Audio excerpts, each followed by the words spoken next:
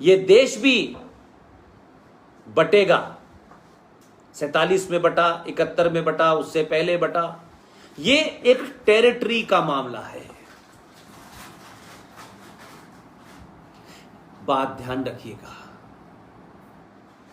राजनीतिक भारत कई बार बटा है, राजनीतिक भारत के टुकड़े हुए हैं, लेकिन आध्यात्मिक भारत आज तक नहीं बटा। इसलिए अगर कैलिफोर्निया में कोई है, न्यू जर्सी में कोई है, इंग्लैंड में कोई है, ऑस्ट्रेलिया में कोई है, कनाडा में कोई है, उसकी आस्था और उसका सनातन वहां भी जिंदा है। आध्यात्मिक भारत को कोई बांट नहीं पाया,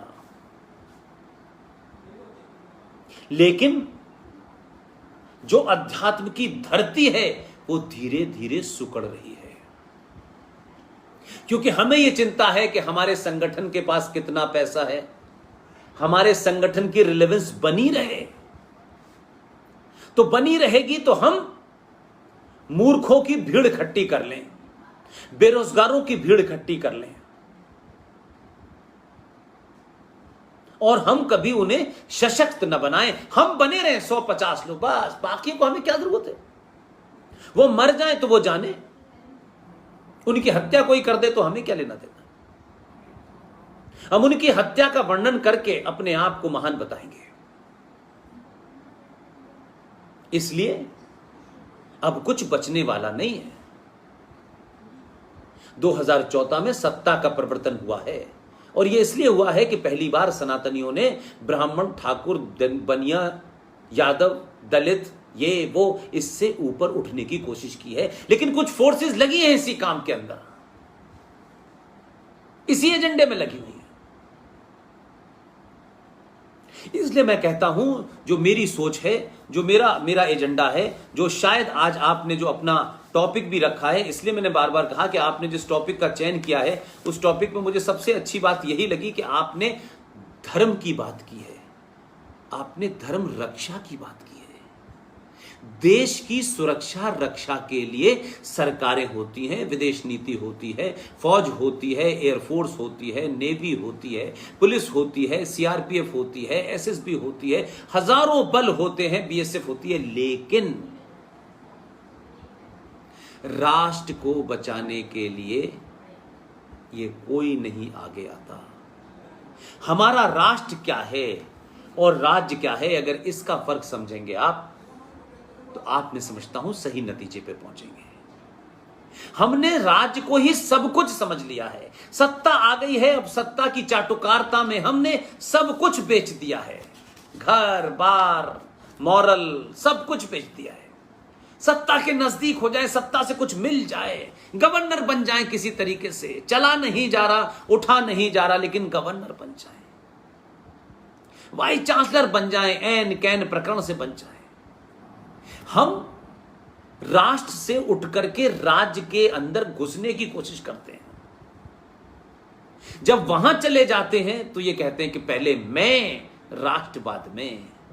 बात राष्ट्र की करते हैं, लेकिन वहां जाने के बाद घर कितने होंगे, अमेरिका में कितनी प्रॉपर्टी होगी, हमें मंत्री बनाया कि नहीं बनाया, मंत्री नहीं बने तो जात का इस्तेमाल करो, और अगर मंत्री 4 नहीं बने तो कहो कि साहब इस जात के साथ में ऐसा हो रहा है, उसके खिलाफ भड़काओ, दुश्मन से मिल जाओ, विदेशों के बारे की तारीफ करने लगो। ये तमाम सारे प्रकरण चलते रहते हैं।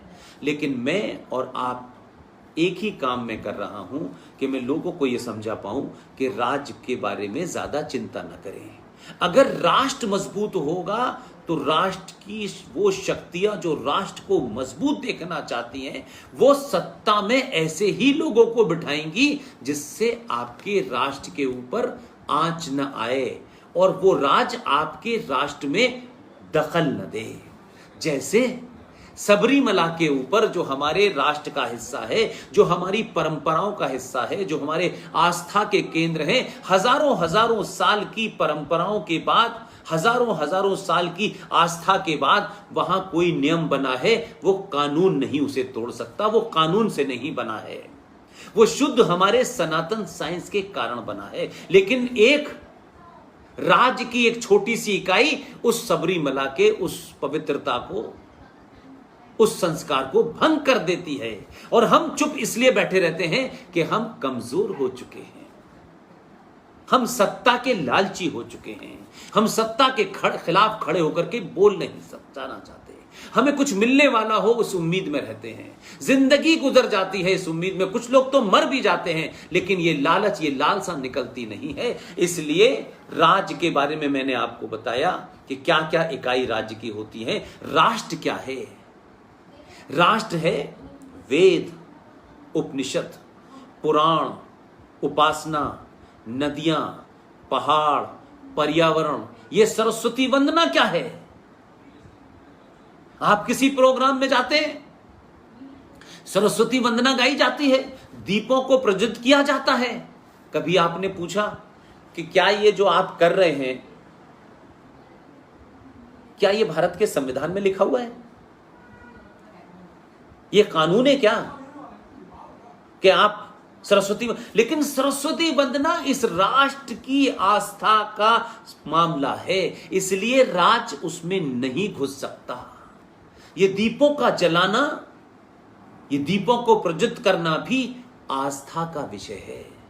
कहीं कानून में नहीं लिखा है कि इसे नहीं करेंगे तो ये नहीं माना जाएगा। जो लिखा है वो अलग है कि राष्ट्रगान पे खड़े होना है, राष्ट्रगीत पे खड़े होना है। लेकिन उसके अलावा जो कुछ हो रहा है वो मेरी और आपकी हजारों साल पुरानी आस्था और परंपरा है। ये मंदिर मेरे आस्था के केंद्र हैं, मेरे संस्कृति के केंद्र हैं, मेरे सरोकारों के केंद्र हैं। इसे किसी सरकार के कानून के पालन से कोई मतलब नहीं है। हां, सरकार ये नियम बना दे अगर कि इन मंदिरों में पूजा का कोई ऐसा समय रखें जिससे कि समाज के अंदर जो सुचारू व्यवस्था है उसमें दखल ना हो, तो समझ में आता है। लेकिन दही हांडी की लंबाई कितनी होगी ये देश की पुलिस और देश की कोर्ट तय नहीं करेगी। सबरीमला में जेंडर जस्टिस नहीं तय करेगा,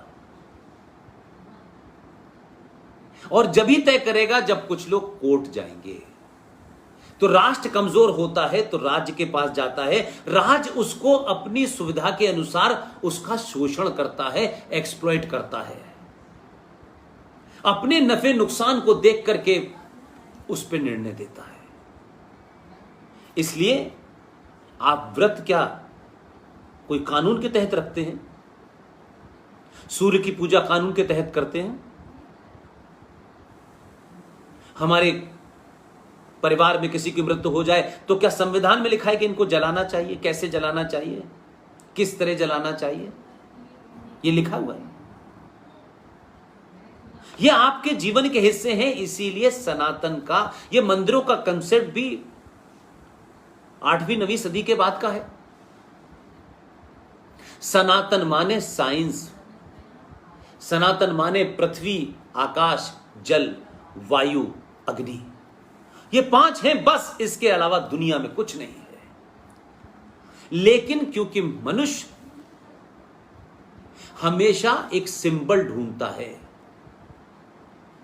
इसलिए इन चीजों को सीधे तौर पे कैसे उससे जोड़ा जाए, इसलिए हमने सूर्य नमस्कार करना सीखा कि सूरज को नमस्कार करना चाहिए ताकि हमें उससे एनर्जी मिले। बिना एनर्जी के संसार मुमकिन नहीं है। इसलिए हमने नदियों का नाम सरस्वती रखा, पार्वती रखा, ताकि हम सिंबॉलिकली उस नदी की पूजा करें। पूजा करने का कतई अर्थ नहीं है कि नदी की पूजा करने से आप करोड़पति हो जाएंगे। नदी की पूजा करने का सिर्फ इतना ही मकसद है कि उस शुद्ध पानी को और शुद्ध रखना है, अशुद्ध नहीं होना, उसे पॉल्यूटेड नहीं होने देना, उसे गंदा नहीं, क्योंकि वो ही पानी, वो ही जल आपका जीवन है। इस पृथ्वी के अंदर